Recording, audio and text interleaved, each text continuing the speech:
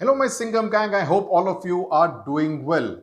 This video is specifically on what you should do in the last 4 odd days before the start of your board examinations, and I'm going to focus specifically on the preparation for the English language examination. We've already put out a video, an SWS Classroom Chat with Ms. Daisy Singh, in which she has clarified a lot of minute aspects that you need to bear in mind, right?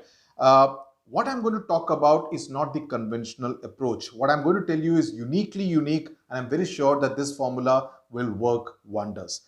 Now, before I get into it, a couple of things. Understand the format. Okay, both for class 12 and class 10. Class 10 with related to notice and email. Understand the format. For class 12, things like statement of purpose, etc. So that even if your content is not very great, at least you will get the marks for the format. Okay, so don't go wrong with the format. Know exactly what's to be written where. Number two, as far as the essays are concerned, please for heaven's sake stick to the word limit. If you're going to write a PhD thesis, marks will be deducted for it. You will lose marks unnecessarily for actually overwriting. Okay, writing too much. Okay, overwriting not in that sense of writing over a particular word.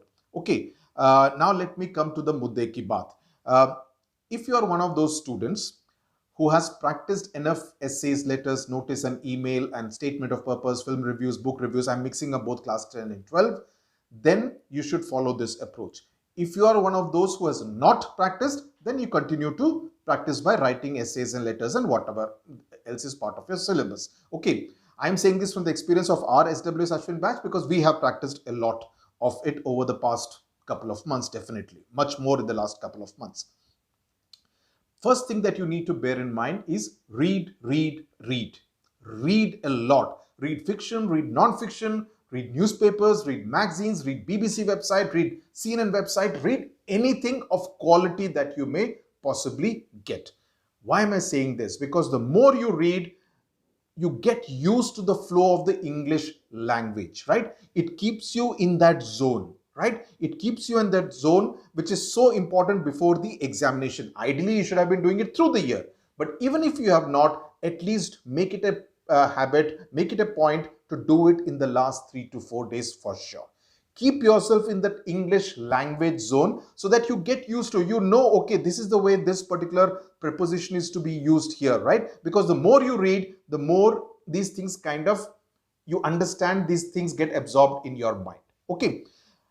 Point number two, for heaven's sake, do not look at low quality videos in which wrong English is used. Please look at TEDx videos, please look at BBC videos where the right grammatical English is spoken, again, so that your mind is not corrupted by wrong English. Okay, small fact.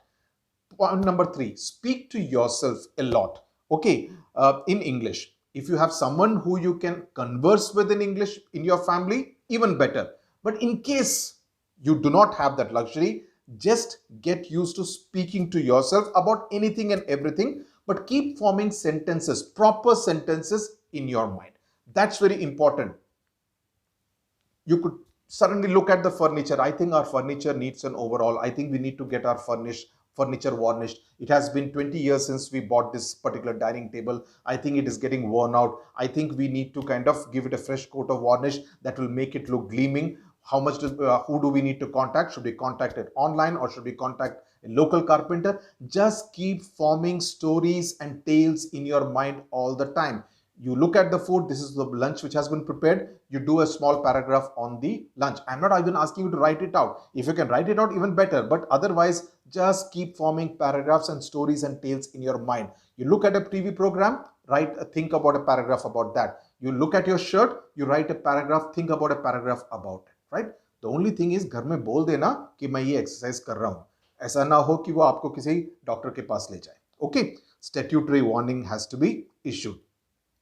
Last point, and this is very important. Form stories, as I said, on anything that you see or hear around you. Okay, work out on a story or a letter, and I'll give you a couple of examples to make this point more clear. You go out in the morning to buy milk. I don't know if you do, at least I do. Okay, it's a 5 to 10 minute walk. On the way, you pass by a dispensary or a nursing home. I do. Someday you may find some kind of a medical waste garbage being dumped by the employees of that particular hospital or nursing home onto the road and not into the way it has to be disposed. Now, this is the kind of letter topic that you make it. Write a letter to the health inspector or the municipal commissioner highlighting the problem.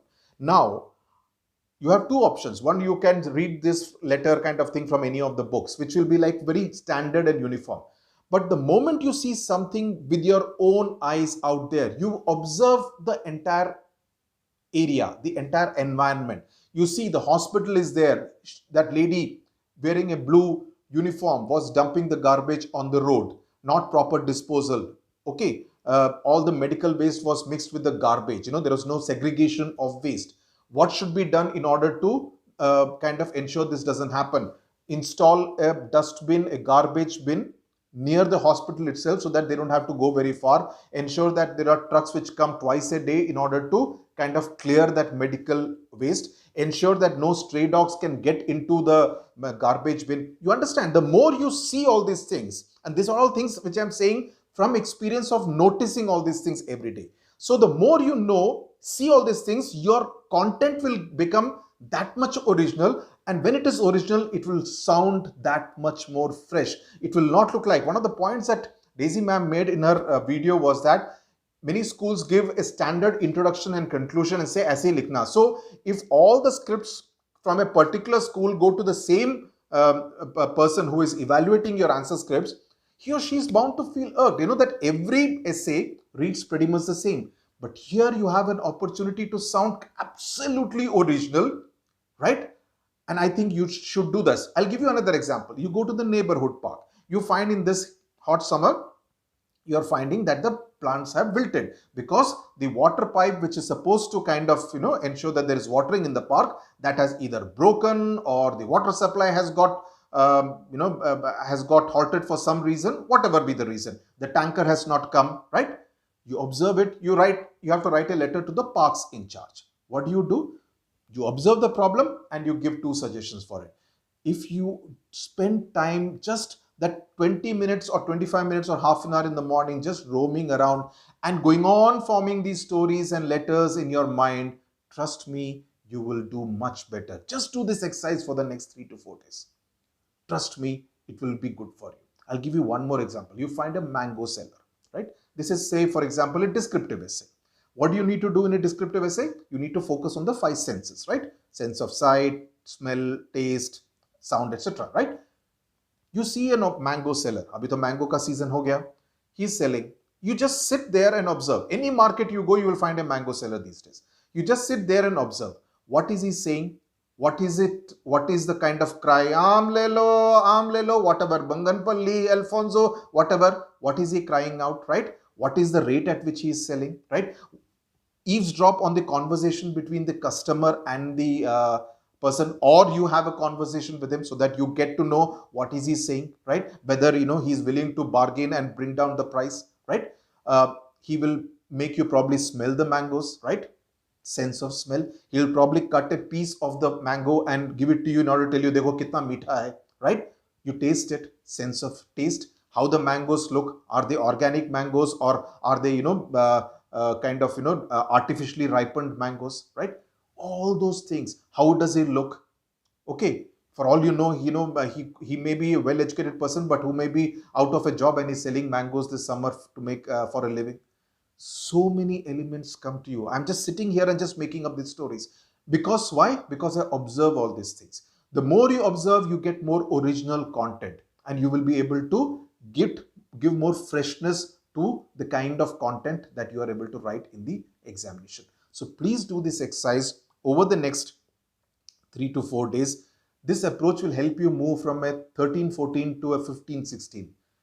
If you are at the 15-16 category, you may move to a 17-18 out of 20 in an essay. So do this exercise and try it out. Let me know in the comment section how did it work for you. Thank you very much.